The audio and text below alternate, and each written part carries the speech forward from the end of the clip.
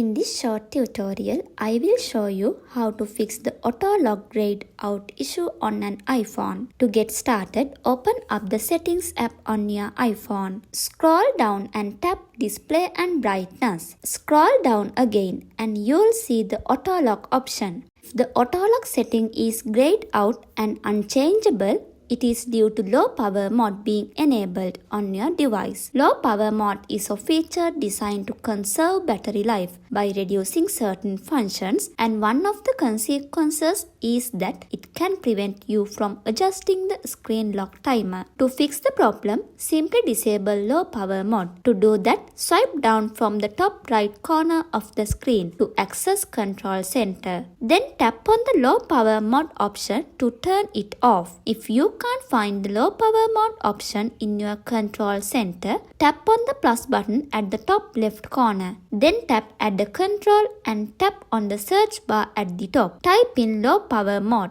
Select it from the search results and it will be added to your Control Center. Once low power mode is turned off, you should be able to access and adjust the auto lock settings as usual. That's wrap up this tutorial. If you have any questions about this process, please let me know in the comment section below. If this video helped you, please give it a big thumbs up and subscribe for more tutorials.